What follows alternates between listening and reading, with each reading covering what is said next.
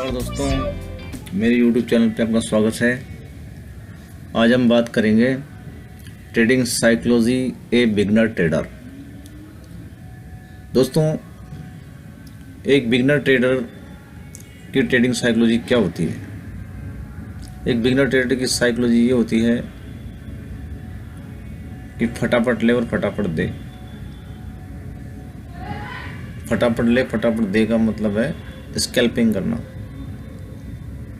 वो long term invest के बारे में नहीं सोचेगा, लॉन्ग टर्म ट्रेड के बारे में नहीं सोचेगा। वो सोचेगा कि आज ही मुझे सब कुछ मिल जाए इस मार्केट से, मैं भी ट्रेड लगाऊं और 10-15 मिनट आधे घंटे में मुझे यहाँ से पैसा मिल जाए, और फिर वो ट्रेड पूरी हो, दूसरी ट्रेड फिर मैं वहाँ से ले लेता हूँ, फिर मुझे इस ट्रेड का प्रॉफिट मिल जाएगा।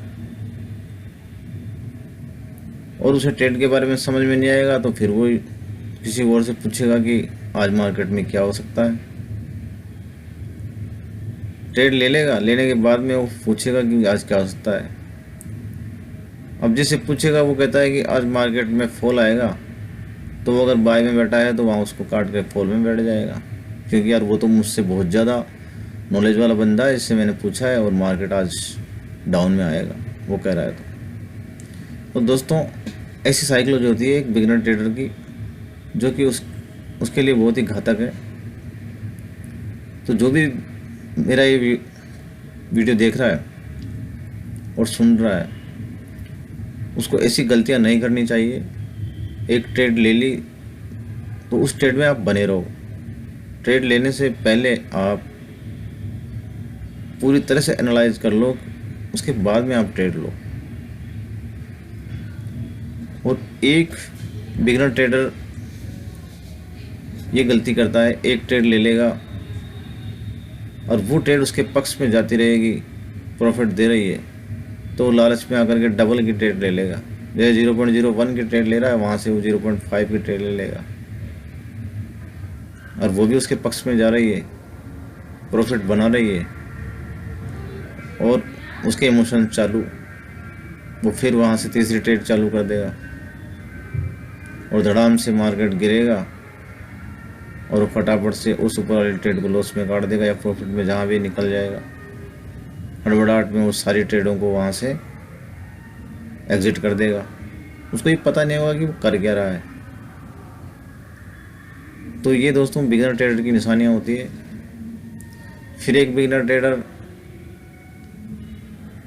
बिना मार्केट को रीड किए हुए, बिना सपोर्ट रेजिस्टेंस को ध्यान में रखे हुए, बिना मार्केट की न्यूज़ को रीड किए हुए, उसे पता ही नहीं है कि मार्केट में क्या हो रहा है।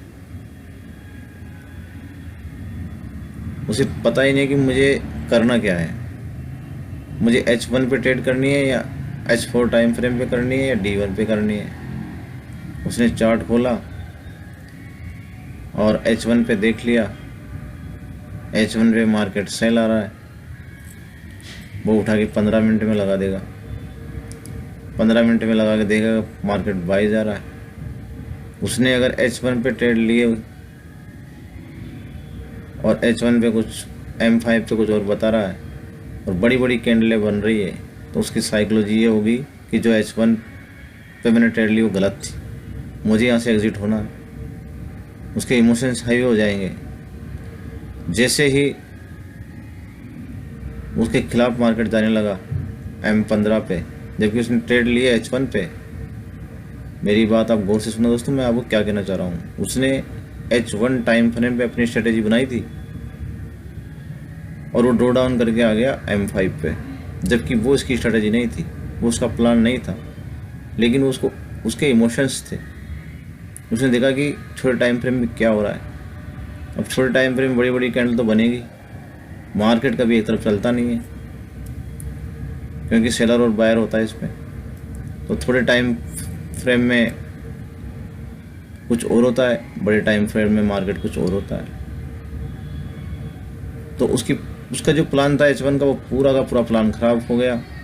उसने वहाँ से एग्जिट करी और जो M15 कह रही थी, उसने वहाँ से वो ट्रेड ले ली।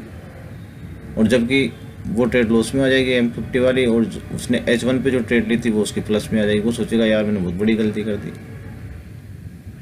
दोस्तों ये एक बिगनर ट्रेडर की निशानी है। वो अपने प्लान पे पूरी तरह से काबू नहीं कर पाता है, वो अपने माइंड सेट को सेट नहीं कर पाता है। इस कारण वो मार्केट में डिप्रेशन में आ जाता है,